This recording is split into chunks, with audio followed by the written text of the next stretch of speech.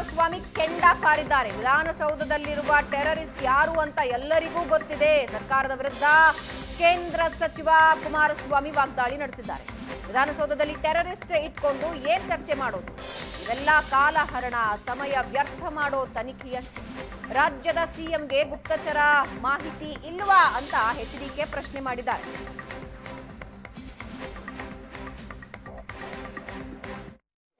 ನಗರದಲ್ಲಿ ಇರ್ತಕ್ಕಂಥ ಟೆರರಿಸ್ಟ್ ಬಗ್ಗೆ ಚರ್ಚೆ ಮಾಡ್ತೀರಿ.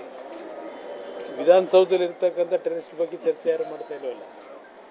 ವಿಧಾನಸೌಧದಲ್ಲಿ ಟೆರರಿಸ್ಟ್ಗಳನ್ನ ಇಟ್ಕೊಂಡು ಪರಪ್ರಗ್ರಹದ ಟೆರರಿಸ್ಟ್ ಬಗ್ಗೆ ಏನು ಚರ್ಚೆ ಮಾಡ್ತೀವಿ? ಅದರಿಂದ ಇವತ್ತು ಗೃಹ ಸಚಿವರು ಏನೋ ತನಿಖೆ ಮಾಡ್ತೀನಿ ಅಂತ ಹೇಳವ್ರೆ, ಸತ್ಯಾಸತ್ಯತೆ ತಿಳ್ಕೊತೀನಿ ಅಂದವ್ರೆ.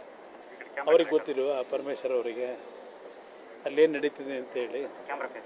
ಅದರಿಂದ ಇವತ್ತು ಮಾಧ್ಯಮಗಳಲ್ಲಿ ಅಲ್ಲಿ ನಡೀತಿರ್ತಕ್ಕಂಥ ಹಲವಾರು ರೀತಿಯ ಒಂದು ಮನರಂಜನೆಗಳಿರ್ಬೋದು, ಹಲವಾರು ರೀತಿಯ ಒಂದು ಅಲ್ಲಿರ್ತಕ್ಕಂಥ ಕೈದಿಗಳಿಗೆ, ಆರೋಪಿಗಳಿಗೆ ಯಾವ ರೀತಿ ಸೌಲಭ್ಯಗಳು ಕೊಟ್ಟಿದ್ದಾರೆ ಮಾಧ್ಯಮದಲ್ಲೇ ಈಗಾಗಲೇ ನೀವು ಬಿತ್ತರಿಸಿದ್ದೀರಿ.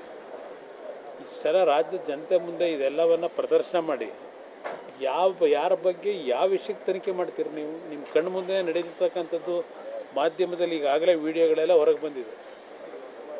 ತನಿಖೆ ಮತ್ತೆ ಮಾಡಿ ಏನು ಮಾಡ್ತೀರಿ? ಸುಮ್ಮನೆ ಕಾಲ ತಳ್ಳೋದಕ್ಕೆ ಈಗಿರ್ತಕ್ಕಂಥದ್ದನ್ನು ಮರವಿಗೆ ಒಂದು ಸಮಯ ವ್ಯರ್ಥ ಮಾಡ್ತಕ್ಕಂಥದ್ದು ನಿಮ್ಮ ಈ ತನಿಖೆಯ ಹಿನ್ನೆಲೆ ಅಂತಕ್ಕಂಥದ್ದು ನನಗೆ ಇದು ಪ್ರತಿನಿತ್ಯ. ಕುಮಾರಸ್ವಾಮಿ ಮಾತಿಗೆ ಡಿಕೆಶಿ ಸಂತೋಷ್ ಲಾಡ್ ತಿರುಗೇಟ್ ಕೊಟ್ಟಿದ್ದಾರೆ. ವಿಧಾನಸೌಧದಲ್ಲಿ ಭಯೋತ್ಪಾದಕರಿದ್ರೆ ಅವರು ಅದರ ಭಾಗ. ಜೆಡಿಎಸ್ ಪಕ್ಷದ ಶಾಸಕರು ವಿಧಾನಸೌಧದಲ್ಲಿ ಇಲ್ವಾ? ಕೇಂದ್ರದ ಮಂತ್ರಿಯಾಗಿ ಹೀಗೆ ಮಾತಾಡಿದ್ರೆ ಏನು ಮಾಡೋದು? ಕರ್ನಾಟಕಕ್ಕೆ ಅಗೌರವ ಅನ್ನೋದಲ್ಲ, ಅದನ್ನ ಒಪ್ಪಲ್ಲ. ಟೆರರಿಸ್ಟ್ ಇರುವ ಮಾಹಿತಿ ಇದ್ರೆ ಕಂಡು ಹಿಡೀರಿ ಅಂತ ಸಂತೋಷ್ ಲಾಡ್ ಹೇಳಿದ್ದಾರೆ.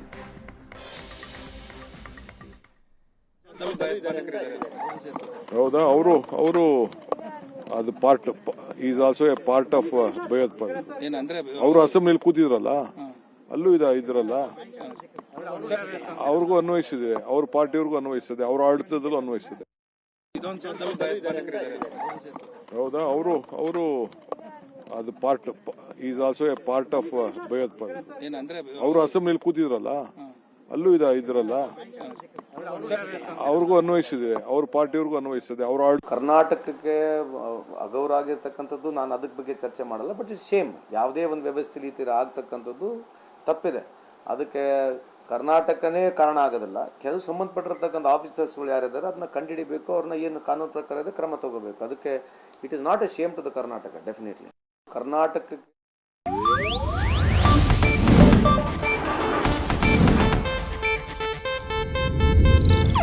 ಇದು ಏಷ್ಯಾನೆಟ್ ನ್ಯೂಸ್ ನೆಟ್ವರ್ಕ್ ಪ್ರಸ್ತುತಿ.